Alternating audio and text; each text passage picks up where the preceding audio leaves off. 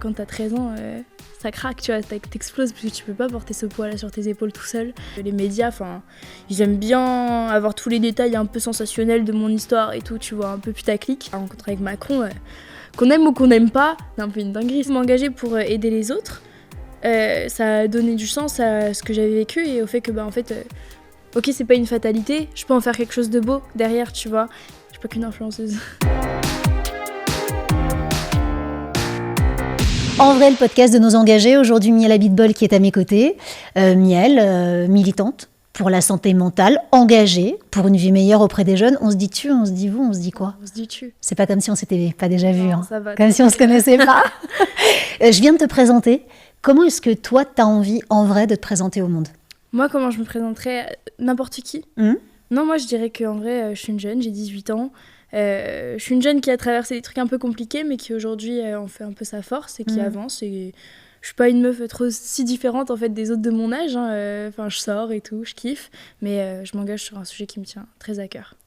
T'es engagée parce que t'as passé des moments difficiles, mais je sais que cette période-là, t'as aussi envie de la mettre de côté pour continuer ton engagement, ton militantisme, pour qu'on comprenne qui tu es. Est-ce que tu peux me répondre à 2 questions ? Vas-y. Déjà, pourquoi tu es là aujourd'hui, pourquoi tu es engagée ? Mais ensuite, pourquoi toute cette partie-là, tu veux plus rentrer dans les détails parce que ça te fait pas te sentir bien ? Moi, du coup, pendant quelques années, ça a été le chaos total en vrai dans ma vie, dans ma famille et tout. Parce que j'ai vécu des choses pas évidentes avec des garçons à l'école et tout. C'était compliqué. Harcèlement ? Ouais, harcèlement scolaire, agression, truc. Pas cool en soi. Et après, j'ai beaucoup gardé en moi ce que je vivais, j'en ai pas parlé. Et donc, à un moment, tu vois, quand t'as 13 ans... ça craque, tu vois, t'exploses parce que tu peux pas porter ce poids-là sur tes épaules tout seul. Donc, en vrai, à 13 ans, il y a n'importe quel âge, en réalité. Et du coup, j'étais partie pour des années encore plus compliquées avec les hospitalisations, dépression, troubles alimentaires et tout. Donc, vraiment 3-4 ans très intenses qui tenaient un peu qu'à un fil. Et c'était très compliqué pour moi, pour mes proches, pour tout le monde en vrai. Mais bon. C'est ce qui fait qui je suis aujourd'hui, on va dire. Mais voilà, c'était des années pas évidentes. Et ouais, du coup, j'ai envie d'un peu moins en parler, en vrai, aujourd'hui. Parce que ça fait... depuis qu'on a commencé, du coup, le projet Link et tout, pour la santé mentale des jeunes, ça fait 2 ans et quelques que les médias, ils aiment bien avoir tous les détails un peu sensationnels de mon histoire et tout, tu vois, un peu putaclic. Et c'est vrai que moi, ça commence à me saouler parce que, en fait, je peux pas me détacher de ce qui m'est arrivé tant que je vais en reparler toutes les semaines sur des plateaux, sur des radios et tout. Ouais. Donc, c'est vrai que maintenant, je peux parler de 1000 et une autres choses, tu vois, de positif, de ce que je fais aujourd'hui, de même ma vie, genre aujourd'hui à 18 ans et tout, tu vois, donc j'ai plus trop envie que ça soit mon identité, ce qui m'est arrivé dans le passé. Ta souffrance. Reparler de ta souffrance, c'est la revivre ? Ouais, un peu, c'est... ça s'arrête jamais, en fait. Ouais, c'est ça, tu sais, c'est quand tu reparles à chaque fois tes traumas et tout, au final, tu racontes, tu reviens un peu ce que t'as déjà vécu, donc différemment, mais en quelque sorte. Est-ce que tu te souviens sans qu'on aille sur les traumas, etc. Ça sert à rien de remuer le couteau dans la plaie, on n'est pas là pour ça. On se parle en vrai, c'est ce qu'on s'est dit, c'est pour ça que tu es engagée aujourd'hui. Mais est-ce que tu te souviens de ton premier engagement ?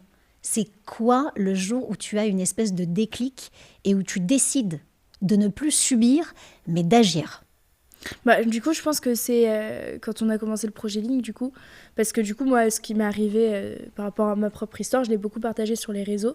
Je racontais vraiment ce que je traversais un peu au quotidien, au jour le jour, de façon très naturelle, parfois peut-être un peu trop naturelle, tu vois, sur le coup, sur le moment. À l'hôpital, je faisais des playbacks, tu vois, des TikTok et tout, genre, truc un peu lunaire, mais moi, c'était normal pour moi. Survie, hein. Ouais, c'est ça, mais du coup, ça a un peu ramené toute une communauté de personnes qui vivaient la même chose que moi, ou qui, en tout cas, se reconnaissaient dans des parties de mon histoire. Et c'est vrai qu'à un moment, je sais pas, je regardais mes commentaires et tout, et je voyais que, mais moi aussi, j'ai vécu ça, mais moi aussi, mais attends, mais je me sens pareil, mais j'arrive pas à en parler, mes trucs, mais... Des milliers de gens qui me disaient mais moi aussi c'est pareil et je sais pas quoi faire, je suis perdue. Et là je me suis dit putain mais il faut faire un truc, tu vois. Genre parce que moi en soi j'ai le vécu, vas-y j'ai 18 ans et j'avais 16 ans à ce moment-là, mais j'ai quand même un peu l'expérience de la dépression, des troubles mentaux et tout. Mon père, il a le temps, il peut financer un projet et tout. Je suis allée le voir, je lui ai dit, papa, tu veux pas faire une application pour la santé mentale des jeunes ? Ça devient comme ça, tu t'es dit, je vais faire une application pour la santé mentale des jeunes ? Ouais, alors je me rendais pas compte du travail que c'était à la base, une application. Moi, je te mens pas, je croyais on dessinait 4-5 écrans et voilà, c'était fait. Pas du tout, c'était énormément de travail. Ah ouais, vraiment. Et même avec les ingénieurs et tout, les ingénieurs, c'était beaucoup de travail. Mais je pense que ouais, c'est là, je me suis dit, en fait, j'ai connu et je sais ce qui m'aurait, moi, aidé à ce moment-là. Donc, je vais le faire pour les autres. D'accord. Et ça, à ce moment-là, ça te donne... c'est quoi ton moteur? Ça te donne de la force? Ça te donne plus confiance en toi? Ça te permet de tourner la page? Bah, je pense que ça donne du sens. Tu sais, ça dépend des personnes, mais tu vois, moi, quand c'était compliqué, j'avais vraiment ce truc de je suis seule au monde à vivre ce que je vis et personne me comprend et je suis vraiment une merde et je sers à rien. Et en fait, si j'étais pas là, ça serait pareil et tout. Tu vois, genre, c'est vraiment ce genre de truc que j'avais en tête, de messages que je me passais tous les jours. Et en fait, du coup, m'engager pour aider les autres, ça a donné du sens à ce que j'avais vécu et au fait que, ok, c'est pas une fatalité, je peux en faire quelque chose de beau derrière, tu vois. Et ce qu'on a créé, c'est vraiment le projet, l'application que moi j'aurais aimé avoir à l'époque, donc c'est l'objectif. C'est un projet du coup qu'on a fait avec mon père et le docteur Morin qui est médecin psychiatre. C'est un beau projet, c'est une belle application hyper complète, une boîte à outils et tout pour les jeunes et pour recréer du lien avec leurs parents ou leurs adultes proches. Comment ça marche? En gros, quand tu te connectes sur l'appli, soit t'es côté jeune, soit côté adulte de confiance, du coup. Côté jeune, c'est 100% gratuit, sans pub, sans utilisation de données et tout. Et en gros, c'est vraiment une safe place. T'as un calendrier bien-être pour suivre ton humeur, ton sommeil, ton alimentation et D'accord. tout. T'as un journal intime, compteur de sobriété. Tu peux te fixer des objectifs. Il y a un kit de secours, ça c'est genre... qu'est-ce que je fais quand ça va pas, tu vois? Donc, qui est-ce que je peux appeler? Nous, on a listé les numéros d'urgence, un peu les connus, tu vois, le 112, le 3114, le 3018, le 119 et tout. Il y a des exercices de respiration, de méditation, d'étirement. En vrai, il y a plein de choses, tu vois. Et encore, là, je crois que je t'ai même pas tout donné, mais il y a plein de fonctionnalités pour prendre soin de soi, de sa santé mentale. Et du coup, en gros, le jeune, il peut se connecter avec un parent ou un adulte de confiance sur l'application et partager certaines données. Tu vois, par exemple, moi, je suis connectée avec mon père et ma mère et je leur partage mon calendrier bien-être. Donc, comment je me sens au quotidien. Donc, sans même que vous ayez à parler, ils peuvent avoir une espèce d'indicateur de comment tu te sens, ouais, c'est ça, parce que tu sais, souvent, le parent, il vient, il te dit « Comment ça va ?»« Ouais, ça va, et toi ?»« Ok. » Et c'est tout. Et genre, en général, on creuse pas beaucoup plus profond, tu vois. Et là, ça permet de savoir sincèrement comment se va ton enfant en soi, mais moins directement, moins face à face, parce que c'est pas évident de parler de ces choses-là en face à face, tu vois, de dire, je sais pas, même d'aller voir n'importe qui, même pas ses parents, son enfant ou quoi, et de dire ça va pas. En ce moment, c'est dur. En ce moment, j'arrive pas à dormir. En ce moment, j'arrive pas à manger et tout. Donc, ça permet vraiment de recréer ce lien, mais moins directement, moins frontalement, quoi. C'est moins abrasif, ça fait moins peur. Oui, c'est ça. C'est ça, hein. C'est ça. Et du coup, c'était un peu le truc clé qu'on s'est dit, parce qu'on l'a vu, du coup, dans notre expérience et en discutant avec différents professionnels et tout. Et c'est vraiment le truc qui manque aujourd'hui, c'est la relation entre les jeunes et leurs parents ou leurs adultes de confiance, tu vois. Comment on en est arrivé là, d'après toi ? Je pense qu'on a grandi très différemment, tu vois. Nous, les jeunes, avec les réseaux, avec le numérique partout. Et puis, il y a plein de tabous qui sont levés dans notre génération, mais pas forcément dans la génération des parents. Tu vois, rien que la santé mentale, il y a 30 ans, c'était pas un concept, hein. Je sais pas, toi, quand t'étais jeune, si on parlait santé mentale, mais... Non, mais je crois que... J'adore toi quand t'étais jeune. non, mais c'est vrai. Je crois que, tu vois, T'as raison, je crois qu'on n'en parlait pas. Limite... Je crois que c'est exactement ce que j'allais dire. Ouais, t'allais voir un psy, t'étais fou. Mais oui, je crois que t'avais la honte un peu d'en parler, il fallait aller bien. Ouais. Tu vois ? C'est ça. Et c'est pour ça aussi qu'il y a tellement un fossé, c'est qu'on n'a pas du tout grandi avec les mêmes idées, les mêmes idées reçues et tout, tu vois. Mais bien sûr. Donc forcément, ça crée un gros gap entre les générations, sauf que c'est un peu... dangereux en soi, parce que les parents, la famille, c'est censé être le premier pilier pour un jeune en construction, et aujourd'hui c'est plus trop le cas. La communication, franchement, tu vas voir n'importe quel parent ou n'importe quel ado, ils te diront qu'ils arrivent quasiment pas à communiquer entre eux, tu vois. Donc c'est un vrai sujet, alors que voilà, c'est essentiel en fait pour se construire. Tu crois pas que pour la génération de tes parents, qui est peut-être ma génération, je ne sais pas quel âge ils ont, peut-être un petit peu plus âgeux, alors je suis plus jeune, mais bon, c'est pas grave, on s'en fout. Arrête de rire, Miel. Non, je déconne. Est-ce que tu crois que c'est foutu ? Pour la génération des parents, Non, je pense pas. Je pense que pour les générations un peu plus vieilles, ça peut être compliqué parce que c'est plus difficile de changer ta vie à part genre quand attends, oula, Allez, non, mais vas-y. Je vais m'enfoncer là. Non, vas-y, mais c'est si, bien. enfin, tu sais, on se parle vrai ou pas? Ouais, non, mais tu sais, les personnes âgées, alors pas toutes, je fais pas une généralité, vraiment, ça dépend des cas. Ouais. Mais les personnes âgées en C'est général. quoi les personnes âgées, elles ont quel âge? Arrête. Non, mais dis-moi. Dis-moi, c'est Non, quoi? les grands-parents, Ils ont quel genre. âge? Mais je sais pas, tes grands-parents, ils ont quel âge? Je sais pas, 80 ans. Ah, d'accord, je pense que t'allais dire 75. 75, 80 Ouais. personnes âgées. Là, t'es personnes âgées, non? Si tu nous regardes et que tu as 80 ans, tu es une personne âgée. Et du coup, genre, dans le sens où, tu vois, quand t'as grandi, quand t'as vécu toute ta vie avec une certaine idée par rapport à un sujet, forcément, à partir d'un certain âge, c'est compliqué de te faire changer d'avis sur ce sujet-là parce que toute ta vie, on t'a répété. C'est une Tu programmation. vois, par exemple, les garçons, ça pleure pas. Quand t'as un homme qui a 80 ans et qu'on t'a toujours dit les garçons ça pleure pas, c'est pas à 80 ans tu vas te dire genre on va t'expliquer que les garçons peuvent pleurer et tu vas te dire ah oui les garçons peuvent pleurer finalement, tu vois. Ce que tu veux dire. Ça dépend des personnes, mais c'est un peu cette idée que voilà au fil du temps plus tu vis avec une idée reçue, plus tu vas l'ancrer en toi et moins ça va être facile de la changer, tu vois. Et tu crois que ta génération a fait le traf? J'ai inventé traf. un nouveau mot.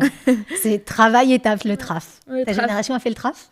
Je pense que ouais, il y a beaucoup de tabous qui sont levés avec tu vois grâce aux réseaux sociaux et tout parce que du coup on parle beaucoup et en fait il y a pas de filtre sur les réseaux, tu vois, c'est pas comme la télé, c'est pas comme les médias et tout, c'est hyper contrôlé. Nous les réseaux je peux dire n'importe quoi sur les réseaux, tu vois. Donc je pense que tout le monde se rend un peu compte que une situation qu'ils vivaient auparavant n'est pas normale parce qu'ils ont vu quelqu'un d'autre en parler, tu vois.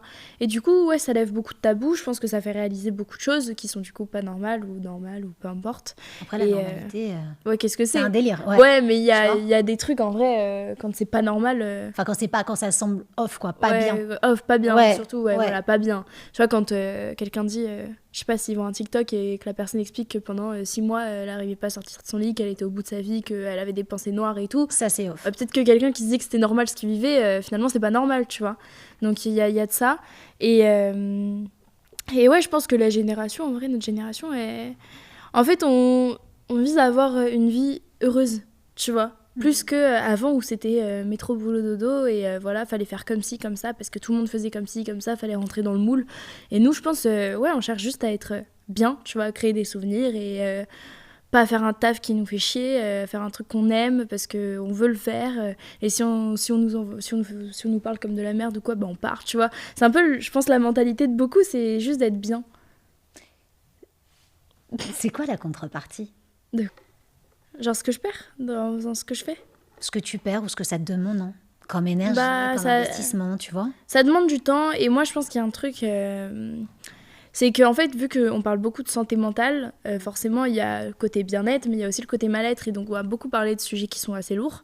Tu vois, je sais pas, quand on parle de suicide, de dépression, de gens qui vont vraiment mal, d'idées suicidaires et tout, tu vois, en soi c'est...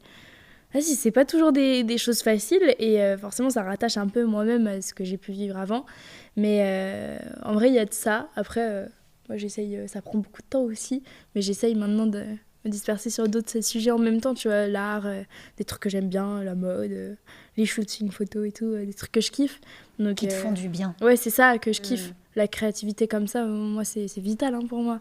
Donc j'essaie de trouver un équilibre. Tu parlais de vital.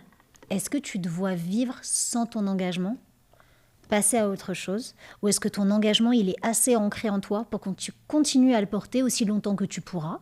Parce que ça demande beaucoup d'énergie, d'implication, d'argent aussi. Hein. Ouais. Ça coûte pas rien ce que tu fais. Hein. Mais peut-être on va y venir, hein, ça coûte pas rien, ça demande beaucoup d'implication. Mais combien de temps en fait? Tu vois ce que je veux dire? Est-ce que tu t'es mis une limite? Comment tu le vis comme ça? Non, franchement, moi, je sais pas de quoi demain est fait, hein, honnêtement. Jour le jour? Ouais, un peu jour le jour et un peu... En fait, tant que ça m'apporte plus de positif que de négatif, moi, personnellement, pour mon bien-être perso, je le ferai. Si à un moment, je vois que ça me plombe plus que ça m'apporte, moi, je pense que c'est là où il faut tourner la page et faire autre chose, tu vois. Et en vrai, je suis jeune, j'ai mille et une choses que je peux encore faire. Même si demain, je veux reprendre mes études, je peux, tu vois. Donc, parce qu'il faut peut-être dire que tu as arrêté, hein, pour te consacrer aussi à ton bébé, à ton appli. Hein. Ouais. Tu as mis ça de côté. Tu es une chef d'entreprise, en fait, aujourd'hui. Ouais, plus ou moins. Avec mon père. Ouais, ouais, j'ai eu mon bac et cycling, ça prenait beaucoup de temps quand même pour faire études supérieures et link. Donc après, je me suis dit, voilà, si je veux reprendre plus tard, je peux. Et puis, je pense que j'apprends autant, voire plus, en étant sur le terrain directement que dans une école de commerce où en vrai j'aurais juste beaucoup fait la fête, je pense.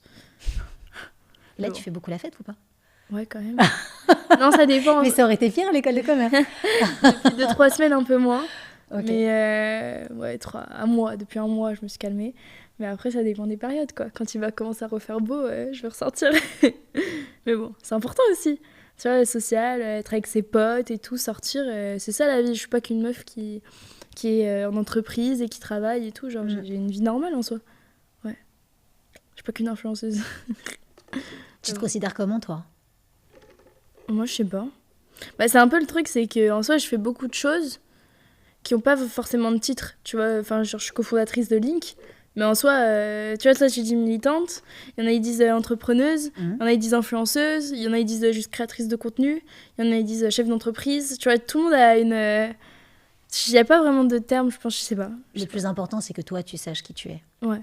En vrai, aujourd'hui, comment ça va? En vrai, de vrai, de vrai. Aujourd'hui, Ouais. là, je suis un peu fatiguée. Mais sinon, ça va. Franchement, non, moi, depuis quelques mois, là... Ça va mieux, hein? Ah ouais, grave. Je suis Contente pour toi. Je suis bien de ouf. Je trouve un bon équilibre en ce moment dans ma vie. Donc, vie perso, vie pro, tout ça. Donc, en vrai, non, ça va bien. Très bien. Il y a l'été qui arrive, le soleil, le beau temps et tout. Non, c'est cool. Ça te fait du bien. Ouais, c'est important. Ouais. La vitamine D. Quand tu regardes un tout petit peu derrière, tu sais, dans le rétro, avec toute la distance que tu as accomplie, etc., c'est quoi que tu retiens? Est-ce que, tu sais, on t'a vu sur tes réseaux avec Emmanuel Macron, tu as réussi quand même à rencontrer Emmanuel Macron, c'est pas n'importe qui, hein, c'est le président de la République, bravo. Hein. Même. C'est une petite meuf comme ça qui arrive, qui dit « Attends, moi je vais pas bien, je veux faire un truc pour les gens qui vivent ce que je vis ». C'est pas rien, déjà vraiment bravo là-dessus. Ah, merci. Qu'est-ce que tu retiens de toutes ces expériences en fait? Eh bah, en vrai, pas ce genre de truc du tout, tu vois. Moi, des fois, tu vois, en soi, aujourd'hui, je vais bien. Mais forcément, des fois, il y a des trucs qui remontent et des fois, genre, j'ai des coups de mou et tout. Logique en soi, tu vois, comme tout le monde. Mais c'est vrai que des fois, il y a des trucs qui vont me frustrer, me mettre pas très bien. Et je me dis, bon, en vrai, genre, là, je suis pas très bien pendant 1 heure. Et genre, j'ai un peu le cœur qui se serre et tout. Mais après, vas-y, je vais changer de sujet. Genre, ça va aller. Et je me dis, il y a 4 ans, s'il m'était arrivé la même situation, je serais partie en vrille, tu vois. Et en fait, juste, je vois l'évolution. Et des fois, je suis dure avec moi-même, tu vois. Je me dis, putain, mais je suis pas où je veux en être. Et encore, il y a ça qui me saoule, alors que normalement, ça devrait pas me saouler. Ou je réagis comme ci, alors que j'aimerais pas réagir comme ça. Et je me mets beaucoup de pression un peu sur... Juste quand tu dis, je suis pas là où je voudrais en être, qu'on comprenne bien émotionnellement. Dans tes réactions, hein, c'est ça que tu veux dire personnellement. Ouais, sur comment je suis psychologiquement, pas genre dans ton ascension ou quelque chose qui est par le regard des autres. Non, ça, on s'en fout. Non, Ce que tu dis, c'est par rapport à tes émotions à l'instant, c'est ça, etc. comment je gère et tout, comment j'arrive à me gérer moi, à gérer mes relations et tout, tu vois, tout ça. Et du coup, je me dis quand même, franchement, jamais de ma vie, il y a 4 ans, 5 ans, j'aurais cru en être là où j'en suis aujourd'hui. Que ce soit sur le plan professionnel avec le projet et tout, franchement, jamais j'y aurais cru une seule seconde, tu vois, j'aurais dit impossible, c'est pas possible. Mais même sur le plan de comment je vais au quotidien, tu vois, jamais j'aurais cru réussir à autant me sortir la tête de l'eau, quoi. Donc c'est plus ça que je regarde, au-delà des réussites que j'ai pu faire professionnellement, on va dire, même s'il y a eu des trucs pas mal, la rencontre avec Macron, qu'on aime ou qu'on n'aime pas, c'est quand même le président de la République, tu vois, c'est pas rien en soi, j'étais à l'Élysée et tout, genre c'est un peu une dinguerie ce qui s'est passé, bon, même si ça a mené à quasiment rien après. Dans ton engagement, voilà, ça va pas faire avancer la cause. Ouais, pas du tout, mais bon, en soi. Mais, ou même, tu vois, les conférences, encore il y a quelques jours, j'étais devant 750 jeunes, tu vois, à la maison de la radio. Donc, il y a des choses que j'aurais pas imaginées il y a quelques années, mais c'est pas forcément ce que je retiens principalement sur l'évolution que j'ai pu avoir. S'il y a un truc que tu devais retenir, qui serait ta victoire dans ton engagement, aujourd'hui, quelque chose dont tu serais extrêmement fière, tu vois, où tu pourrais dire, bon bah voilà, peut-être qu'émotionnellement, je suis pas là toujours où je voudrais être, peut-être qu'effectivement, financièrement non plus, etc. Mais ça pour moi, ça n'a pas de prix. Ce serait quoi? Je pense que c'est quand je rencontre des jeunes et tout dans la rue. Enfin, ça arrivait plusieurs fois, tu vois, mais quand je les rencontre et qu'ils viennent et qu'ils me disent, Miel, genre t'as créé un projet et tout, merci pour ce que tu fais parce que ça m'aide vraiment, tu vois. Et il y en a qui viennent et en mode tu sens la sincérité, tu vois. C'est pas comme recevoir un message sur Insta, sur TikTok, c'est pas la même chose. Quand ils viennent te voir dans la vraie vie et qu'ils te disent Miel, merci pour ce que t'as fait, ça m'a aidé, genre ou ça m'a sauvé la vie ou genre maintenant je vais mieux, tu te dis waouh, Genre, ça a vraiment un impact, en fait, sur la vie des gens. Et ça, c'est le truc... ça fait du bien. Je me dis, ouais, ok, ça marche, c'est bien. On a réussi. Qu'est-ce que tu voudrais dire aux jeunes qui peuvent te regarder, et d'ailleurs aux moins jeunes, à des gens qui parfois ne vont pas bien, n'osent pas parler, le dire, véhiculer, s'engager aussi, avancer? C'est pas facile au quotidien. Non, Qu'est-ce que tu aimerais leur dire? Bah, il n'y a pas de solution miracle. Il n'y a pas... tu vois, ce serait cool si on avait tous une baguette magique et je vais bien. Mais c'est pas possible. Et en vrai, quand on va pas bien, il y a un truc qui joue énormément, c'est le temps. Et c'est hyper cliché de dire ça. Mais genre, c'est vrai, le temps, il joue vraiment beaucoup sur comment on va évoluer, comment on va avancer. Il faut faire confiance. Et après, d'essayer de s'entourer des bonnes personnes. Hein. C'est le truc le plus important aussi. C'est, tu sais, quand tu es avec des gens qui te tirent vers le bas et qu'en fait tout le monde se tire mutuellement vers le bas, jamais de la vie tu vas avancer. Donc essayer de s'entourer de personnes saines qui veulent ton bien, c'est important. Et ça va faire toute la différence, quoi. Faut pas avoir peur de bloquer tous ceux qui t'apportent que du négatif. Voilà, faut vivre pour soi un peu. Des fois, faut être un peu égoïste. Survie. Hein. Ouais. Quoi ? Mode survie. Égoïste. Des fois, ouais, c'est important. Hein. Des fois, tu sais, t'as peur de blesser des gens, de les bloquer, d'arrêter de leur parler parce que tu les connais depuis je sais pas combien de temps. Mais en fait, si tu vois qu'à chaque fois que tu fais un café avec ou quoi, ils te vident ton énergie et en fait, ils t'incitent à faire des choses négatives, ça sert à rien de continuer à les fréquenter. Et ouais, les fréquentations, c'est trop important. Hein. Tu deviens qui tu fréquentes. Donc, si tu veux être quelqu'un d'heureux et bien, fréquente des personnes heureuses et bien, quoi. Bon, j'ai pas de baguette magique. Ouais. Je suis désolée. J'aimerais bien, moi aussi. Mais si je pouvais, en tout cas, exaucer un de tes vœux pour la miel future à venir, qui se cherche encore, qui se pose encore des questions, qui va mieux, etc. C'est quoi ton vœu ultime, là, je sais que tu vis au jour le jour, c'est pas facile.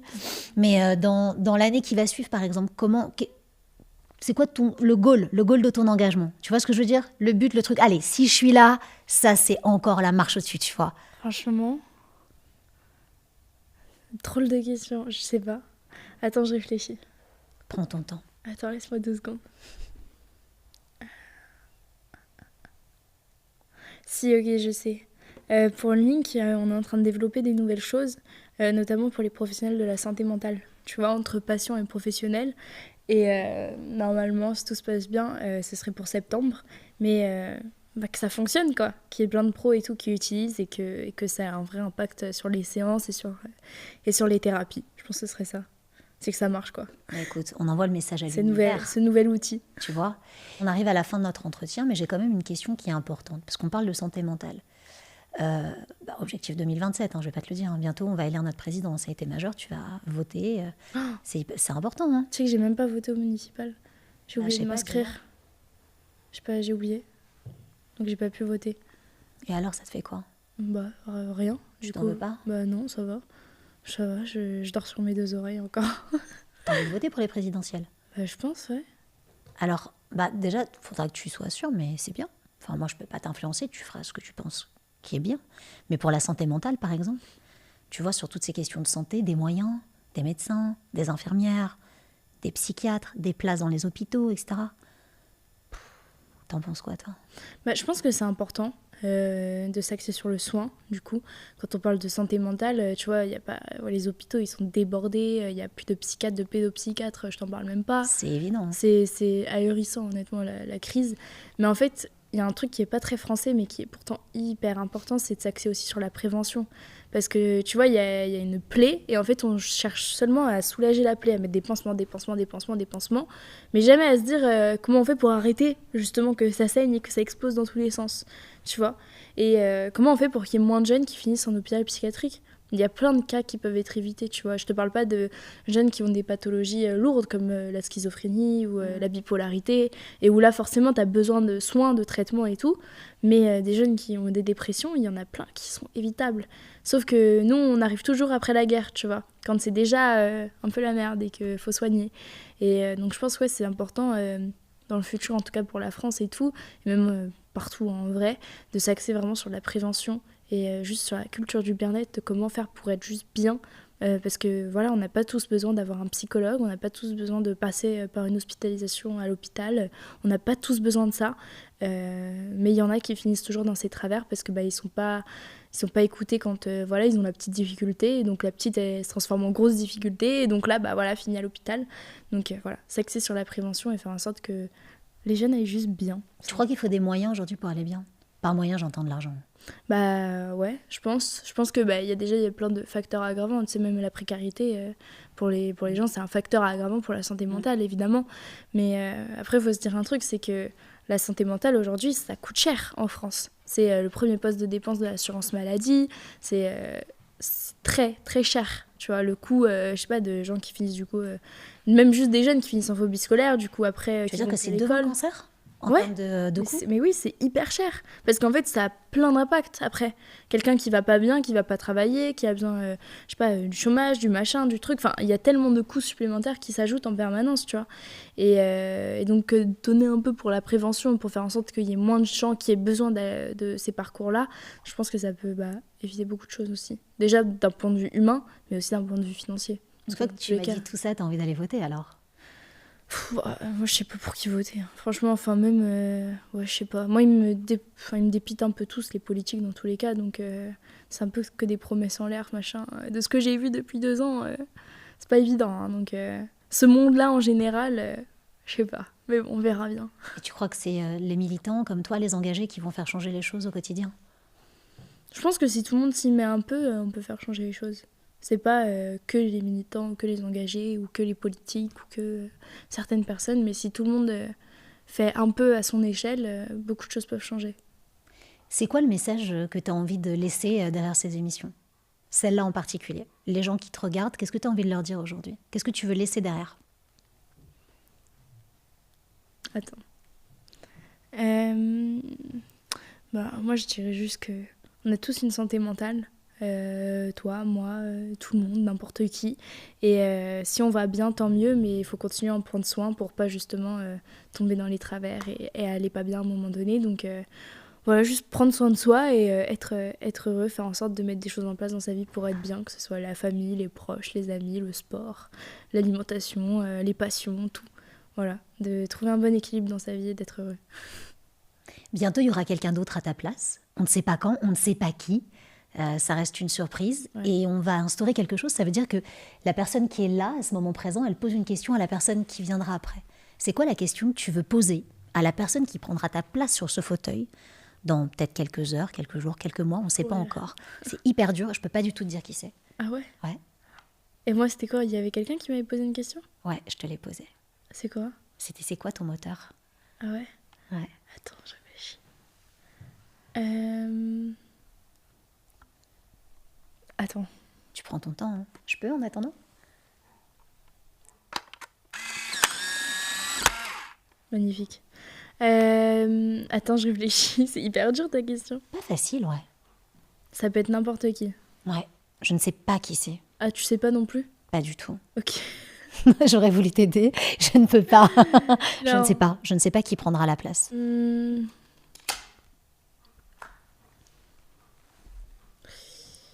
peux dire un truc. En vrai, c'est un peu bateau, je crois. Mais le plus beau souvenir d'enfance. Ça va? Ouais. C'est bien? Bah, si c'est toi, moi, ça me va. Hein. Ok. En vrai. Ok, voilà. Tu pourrais lui poser ça comme question à ton prochain invité. Et c'est quoi le tien? Moi? Oh. D'enfance, je suis plus enfant, là. Genre, ouais. C'est 12 ans et moins, en vrai, enfance. Je sais pas. Moi, je crois que je suis encore un enfant, donc c'est pas moi, tu peux poser la question. Ah, putain. T'as mis à l'attention. Hein. Calme-toi, direct, je vais appeler ton papa. Non.